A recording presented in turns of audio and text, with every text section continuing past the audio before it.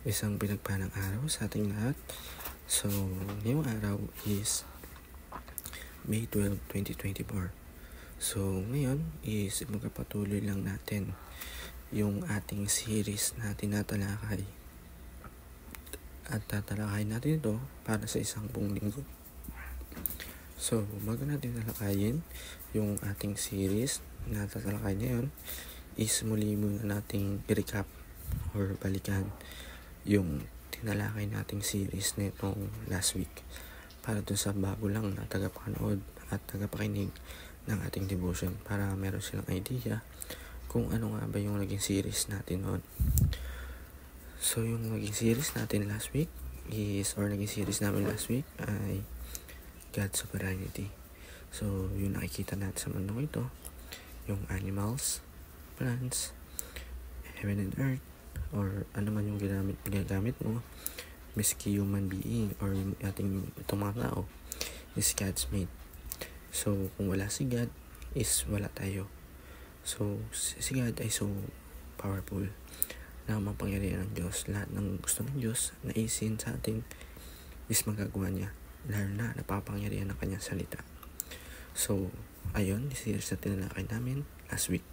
So, yung series na tatalakayin natin ngayong araw ay Being Disciple. So, yung series na natin yun is yung Being Disciple at dun umiikot yung ating talakayan ngayong week. So, Being Disciple, kailangan ma-disciple tayo. Yung pag-aaral natin ng ating Word of God, ng mga utos niya, is ina-adapt natin. Nagdi-disciple tayo sa pamamagitan nun. And sa pagiging disciple natin, is dinidisciple din natin yung iba. Kailangan hawa-hawa yan. So yung mga natutunan natin, hindi lang pwedeng natutunan lang natin. Naisip natin, nabasa natin, nalaman natin. Hindi lang pwede ganun. Kailangan ma-adapt natin sa sarili natin. Ginagawa natin to para makita ng iba. Is kayahin tayo. Para pag tinuro natin to or shinare sa iba is makikita nila na iba yung kilos ng Diyos natin. Yung ginagawa natin to, hindi naman pwedeng ituro mo yan. Tapos hindi mo naman pag ginagawa. Kailangan ma-disciple tayo. So, yung series na tinatalakay natin is ayun. So, yung Bible verse naman natin ngayong araw is Luke chapter 9 verse 23. Ang sabi dito, "And he said to all, if anyone would come after me, let him deny himself and take up his cross daily and follow me." So, para lumawak yung ating talakayan sa ating Bible verse, dumako tayo sa ating teaching at application.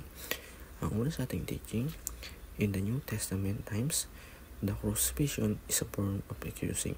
So pala yung dati times na yung mga New Testament is yung crucifixion pala is a form of executing or yung pagwawalang buhay sa ibang tao para doon sa criminals and mga kalaban ng isang estado. So sa number 2, taking up our cross daily means dying in ourselves every day. So isipin natin yung cross ng Kalbaryo, yung pagkamatay ng ating Panginoong Jesucristo at muli siya ng buhay para tubusin yung ating mga kasalanan. Number 3, being a disciple is daily sacrifice for Jesus. So kailangan natin sakripisyo lagi. Yung pagiging disciple natin, hindi yung para sa sarili natin, is para lagi ito sa God. Sa ating application, advance the reliever of movements. Advance natin yung pagiging reliever natin sa pagkilos. Number 2, execute ourselves by dying daily. So hindi naman ibig sabihin na dying daily is mamatay tayo araw-araw, kundi yung sacrifice na ginagawa natin sa ating pagiging disciple. And last, refocus on the Great Commission. So ayun lang po para sa araw na ito na may natutunan tayo. God bless to all.